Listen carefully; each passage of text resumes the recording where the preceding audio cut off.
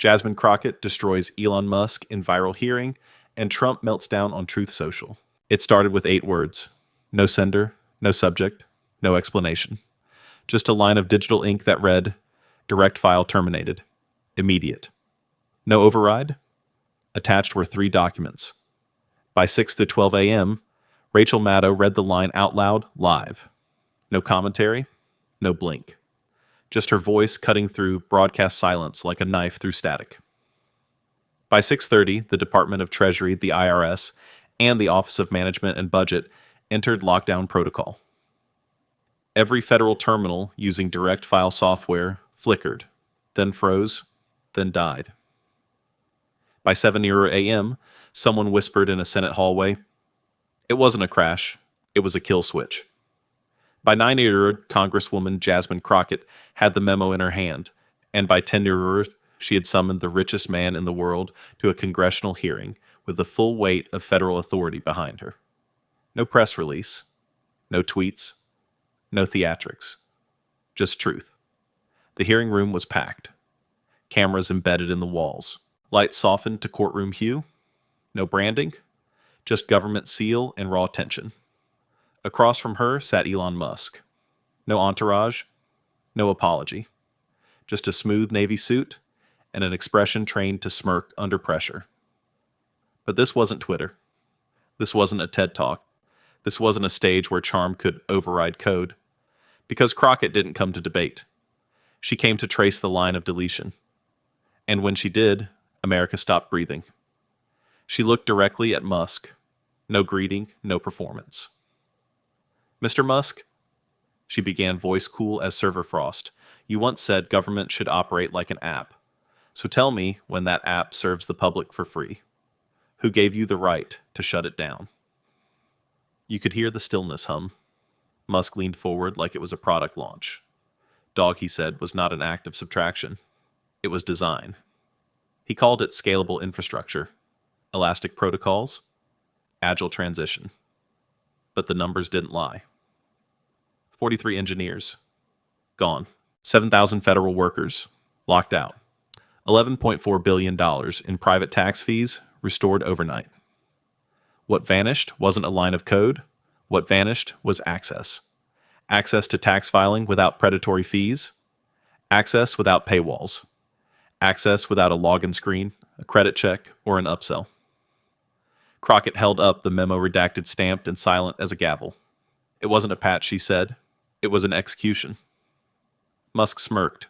Direct file failed compliance thresholds. It didn't conform to multi-tenant architecture. Dog optimized the pipeline.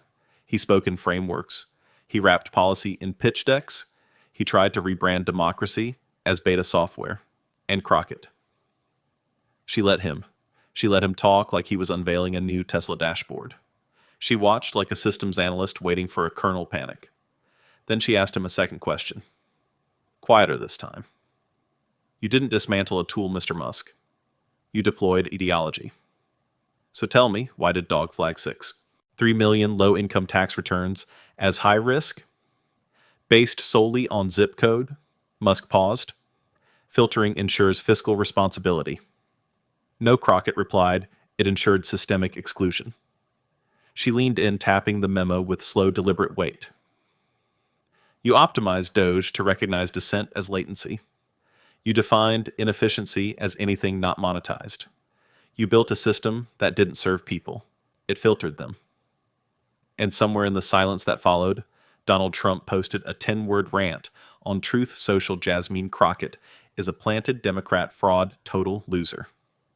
The irony, he wasn't even in the room. But somehow he knew the firewall had shifted, and the system his donors helped build had just been reverse engineered live. Because Crockett wasn't shouting. She wasn't grandstanding. She was doing something far more dangerous. She was translating. Translating Musk's metrics into moral failure.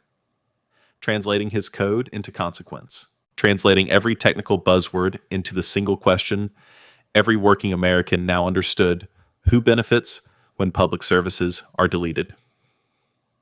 Quietly, and Musk. For the first time in the hearing, he had no framework for that answer. Only silence. and a redacted memo that had already gone viral. By the time the chamber took its first break, the phrase, "You didn't need a coup, Mr. Musk. You had root access," had been clipped, captioned, and circulated across TikTok, Reddit, MSNBC, and half the union listservs in under 15 minutes. A generation raised on back-end logs and broken promises finally had a villain they recognized not in military garb or political office, but in code and compliance jargon. But Jasmine Crockett wasn't done. When the session resumed, she didn't raise her voice. She raised the diagram. 2 screens lit up behind her. On the left, IRS Workforce, 2022. On the right, IRS Workforce, Post-Dog, 2024. The left was full rows upon rows of engineers, analysts, customer support, bilingual tax assistant specialists, senior audit reviewers. 89,000 people strong, 7,000 dedicated solely to direct file. The right A startup skeleton. Sparse. Clean. Sanitized. The kind of org chart you'd pitch to venture capital, not designed to serve veterans, gig workers, and working single moms navigating tax code on a cracked screen. She pointed at the second chart with a laser pen that didn't shake. February 14th, 2024. 7,000 civil servants didn't resign. They were offlined, no notice, no severance, no migration handoff. Just silent revocation of credential tokens. One push command and a generation of public infrastructure was deprecated like yesterday's firmware. Elon Musk uncrossed his arms. For the first time, his voice faltered, not in volume, but in rhythm. The Doge protocol replaced outdated infrastructure with recursive logic. It streamlined IRS throughput to eliminate bottlenecks. Crockett raised one hand, not to silence him, to ask one question. Was trust a bottleneck? Musk blinked once, maybe twice. She didn't wait for an answer. She turned back to the room, to the citizens watching online, to the workers whose jobs were folded into server logs and optimization spreadsheets. "Let me explain what Doge did," she said, voice flat, rhythm crisp. "It didn't just replace code, it replaced judgment. It replaced humans with parameters. It treated resistance like latency and poverty like a bug." Slide change. Another screen lit up, this time showing a map. 6 states highlighted in red. States where regional tax assistance centers had been flagged for duplication, which, in Doge's vocabulary, meant eliminated. 3 of these states lost every single senior audit engineer. Crockett continued. All of them served low-income taxpayers. All of them relied on direct file. All of them saw refund delays immediately after Doge was deployed. Musk leaned forward. "We didn't introduce error. We introduced velocity." "No," Crockett shot back. "You introduced abandonment." He smiled, but it was too late. The room had shifted. "You didn't build a faster system," she added. "You built a firewall between the people and the government they already fund." Silence again. Then a whisper from the crowd, not quite a gasp. Not quite protest. Just recognition. Because this wasn't about politics anymore. It was about access. Access denied by design. And Crockett was about to prove it. She gestured to the clerk. A thick folder was handed to her. She opened it slowly. No theatrics. Inside 3 more memos, all stamped, all official, all classified until exactly 8:03 p.m. on February 14th. One of them bore a subject line that froze the room. Pause processing. "This payment does not align ideologically." That sentence was not fiscal policy. It was a threat in font size 12. This line, Crockett said, was used to halt Medicaid reimbursements in New York. Not because of fraud, not because of error, but because a state-level program included the word equity in its grant request. She let the line sit. No dramatics, no flourish. She didn't need to convince the room. The evidence had already done it for her. "Mr. Musk," she continued slowly, turning toward him again, "you called it logic. But Doge didn't execute neutral code. It executed power, and the people it paused didn't get a vote." Musk tried to interject. With respect fiscal oversight, she didn't flinch. wasn't assigned to engineers, and yet Doge applied overrides without legislative review, without electoral mandate, without any authority beyond root credentials and blind confidence. At that moment, one of the monitors behind Musk flickered. A line of code appeared clean, uncommented, unflinching. Root, sheet flag, equity, reference, block, request. That wasn't governance. That was a litmus test wrapped in syntax. Crockett stepped forward. You didn't design governance, Mr. Musk. You designed a gateway. And then you locked the door behind an ideology. Musk folded his hands again. He didn't deny it. He just changed the terms. Dog applied consistent filters. Crockett nodded like a teacher humoring a student who didn't realize the exam had already ended. Consistent by what standard Baltimore's eviction aid was paused? Bronx health clinics were paused. Detroit housing vouchers paused, not by budget, by bias. A collective shift rolled through the room. This wasn't Silicon Valley. This wasn't a product demo. This was a reckoning. And the firewall. It was cracking in real time. The firewall was cracking in real time. And Jasmine Crockett wasn't done chipping at the source. Behind her, the lines of code remained projected on the chamber screen. They didn't blink. They didn't apologize. They didn't spin. They simply were unapologetic architecture of exclusion, built to look neutral, but programmed to act ideological. Crockett turned back to Musk, still calm, still precise. You say Doge filtered instability, but instability is not measured by zip code. It's revealed when 70,000 New Yorkers wait 4 days longer for health care because your code saw equity, and translated it as interference. There was no rebuttal, because the truth didn't need one. The crowd, once quiet, was now locked in a collective breath hold.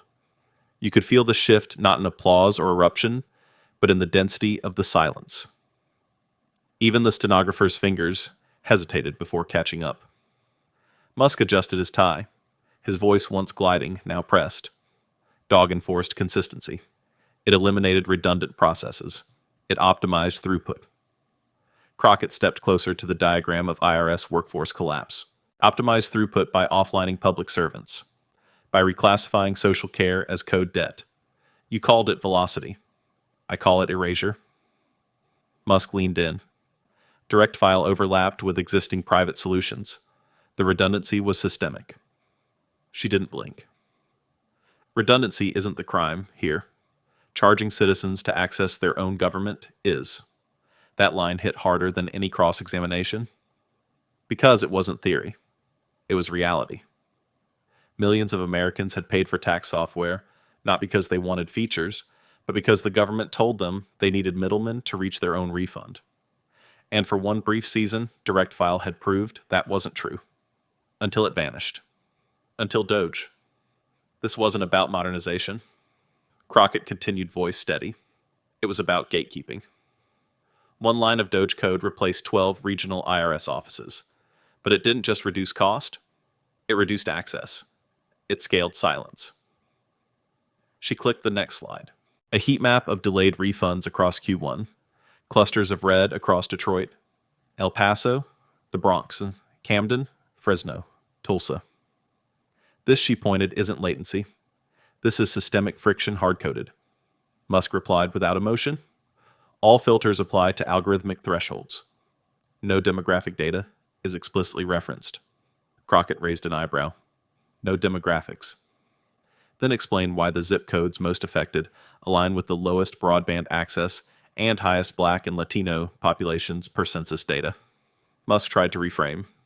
Design requires filters. Optimization requires abstraction. No, she said softly. Abstraction requires conscience. She lowered her pointer. But what you built wasn't abstraction. It was obedience. A system that doesn't ask why, only whether the data aligns with your expectation. And if it doesn't, it pauses it. A new document appeared on the screen. A Doge internal QA report. Subject client recovery delay. Q1 flagged zones. Annotation in the margin, unsigned flag. Equity advocacy language as non-aligned fiscal ideology. Adjust refund triggers accordingly. The room went still. This wasn't code error. It was political strategy disguised as performance logic. That's not an audit filter, Crockett said. That's a cultural kill switch. Musk stayed composed. We used standardized parameters. She cut in, not with anger, but with surgical precision. Parameters. Written by whom? Voted by whom? Accountable to whom? He said nothing. Because no one elected Doge's engineers. No one voted for their flags or thresholds. And yet, somehow they paused refunds, halted Medicaid, and silenced equity programs, not with congressional review, but with syntax. You didn't deconstruct bureaucracy, Crockett said. You bypassed democracy. The final slide lit up. It wasn't a chart. It was a quote pulled from the original Kill memo, now fully unredacted, direct file, undermines the private tax ecosystem. That line wasn't technical. It was philosophical. It wasn't about security. It was about profit. Crockett let it sit. Let it echo. You shut down a public tool because it worked. And working in your language is dangerous if it's not monetized. She paused. Not for drama, but for effect. You didn't pause a program, Mr. Musk. You paused trust. You halted access. You coded compliance and called it justice. And somewhere on a screen behind closed doors, a taxpayer waiting on a refund, one who used to get it in 6 days, now stuck in review for weeks, saw her speak and knew. This wasn't just a glitch. This was by design. And it was time someone wrote that design backward. Crockett had dismantled Musk's framework in public view, turned his syntax into strategy, his optimization into obstruction. But even as she exposed how Doge flagged equity as instability, how it treated Medicaid like malware and direct refunds like a security threat, she hadn't yet revealed who pulled the final switch. Until now. She closed the last slide, then looked to the hearing door. Mr. Chairman, she said evenly, I'd like to bring forward one final witness. A woman stepped in. No entourage, no microphone clipped to her collar. Just a torn government badge clutched in one hand and a printed server log in the other. Her name appeared quietly on the digital screen above Mercy Vinton, Senior Backend Engineer, U.S. Digital Service. Former no titles, no theatrics, just truth with a face. Crockett didn't introduce her with fanfare. She didn't need to, because what followed rewrote the room. Mercy sat, adjusted the mic, looked straight ahead, not at Musk, not at the cameras, but into the quiet. My name is Mercy Vinton, she said, voice steady, and I wrote back-end infrastructure for direct file. Until I didn't. No gasp, no murmur, just the unmistakable edge of a truth about to land. On February 14th, I was mid-session. We had just pushed a refund eligibility patch for low-income filers in 5 states. I ran tests, confirmed results, queued the module, and then the system revoked my credentials. Crockett leaned in. Was there an alert? A transition protocol? No. No warning. I wasn't offboarded. I was erased. She held up a printed log push time, 8:01 p.m. Deletion stamp, 8:04 p.m. 3 minutes. The module worked. That's what matters. It reduced review times by 41% for claims under $5,000. It auto-resolved duplicate W-2s. It skipped third-party verification. It saved lives. Congresswoman. She held up the badge. Snapped. Bent at the middle. I didn't write protest code. I wrote efficient logic. But it embarrassed someone. And for that, I was deprecated. A ripple moved through the hearing, the kind that doesn't make sound, just shifts air. Musk leaned forward, almost whispering. Every decision followed standard transition protocols. Deployment velocity had plateaued. Mercy didn't flinch. Velocity. We weren't pushing noise, we were pushing relief. Crockett's voice followed low sharp. And what happened to that relief? Mercy slid forward, a final page code, annotated, time-stamped, verified. This is the last module.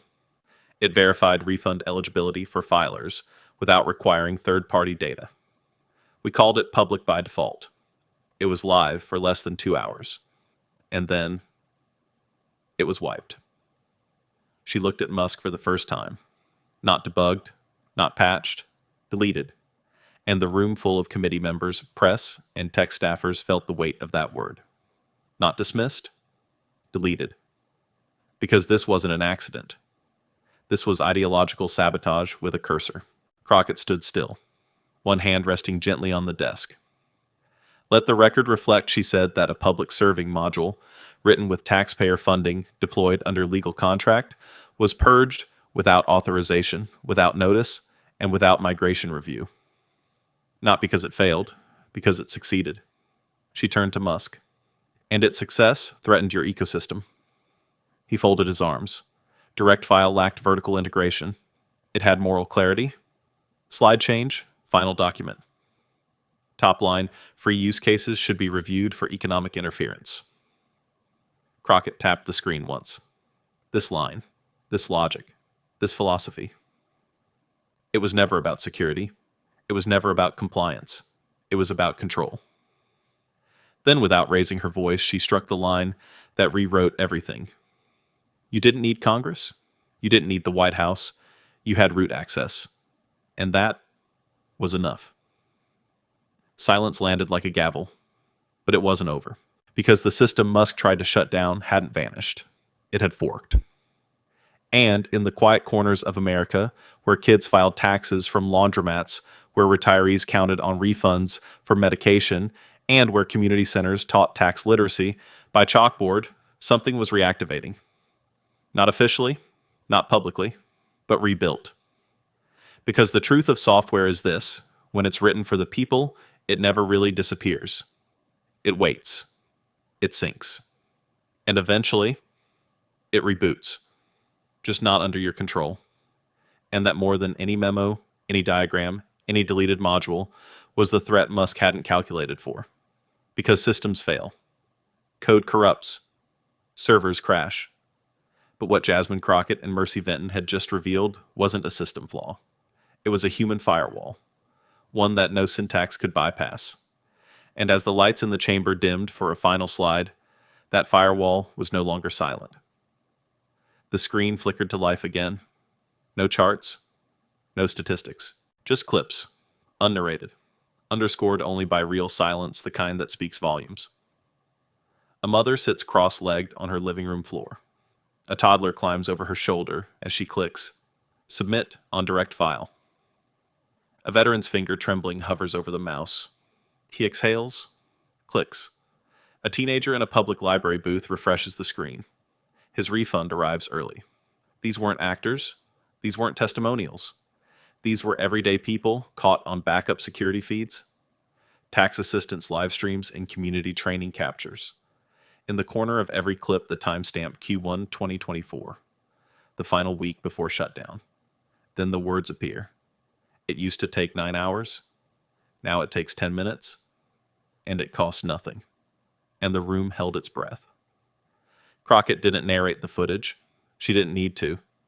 Because what people saw wasn't a program. It was a promise. That government could work when it worked for the people. She turned toward Musk. Mr. Musk Doge didn't just shut down a tool. It shut down a principle. One that said access should not be up for auction. Musk, unfazed until now, shifted slightly in his seat. We assessed risk.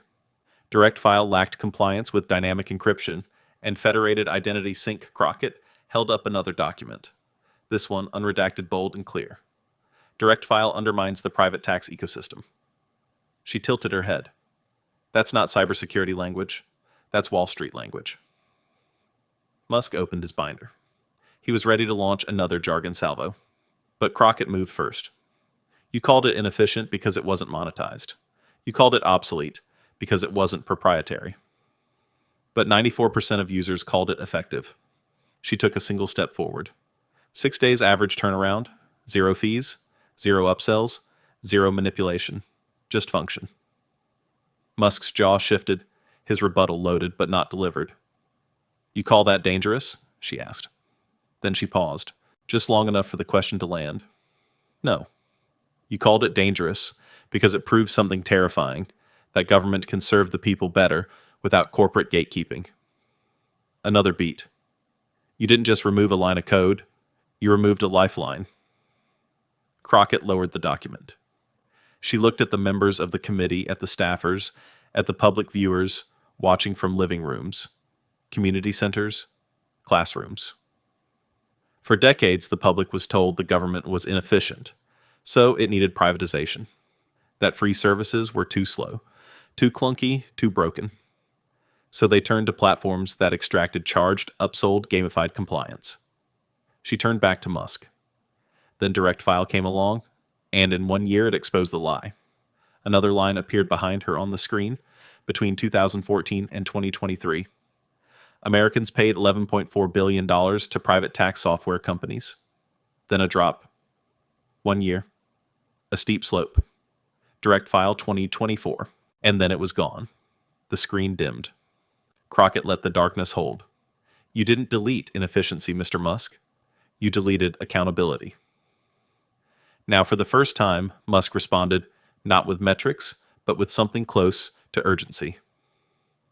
Without integration into hybrid tax architecture, Direct File posed structural challenges to interoperability. It was a threat to rent-seeking Crockett interrupted, a threat to companies profiting off confusion, complexity, and fear. Another slide. No numbers this time. Just text-free became the threat because it couldn't be taxed. That line didn't belong to a hearing. It belonged on a wall, and someone had already printed it there across Roosevelt's statue outside Capitol Hill. Spray painted below it, this code belonged to the people. Crockett took a breath.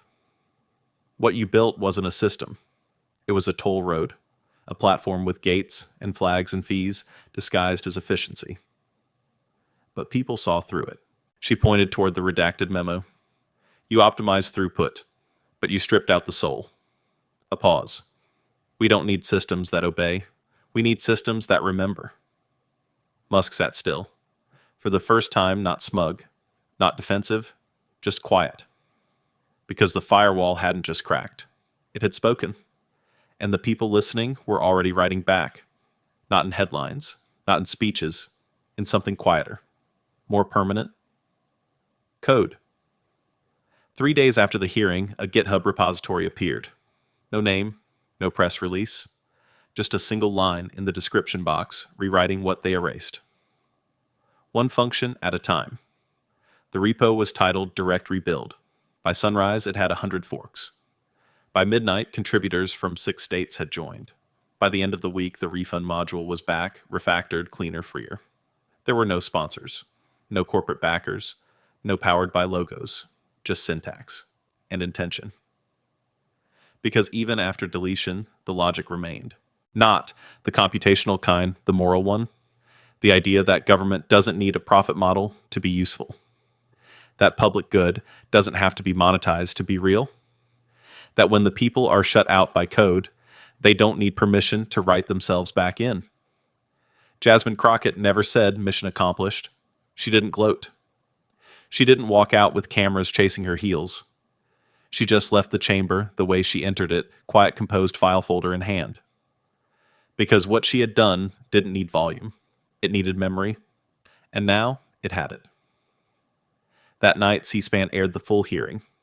No commentators, no filters, no music, just testimony.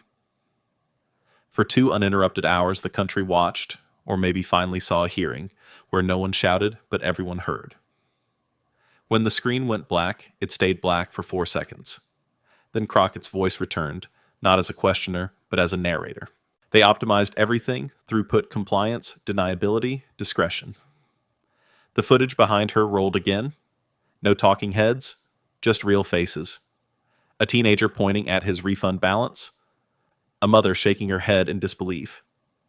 A mechanic showing a 6-day deposit window to a coworker across a break room table. They built tools to erase what couldn't be monetized. They scaled silence. They coded discretion. And then she paused.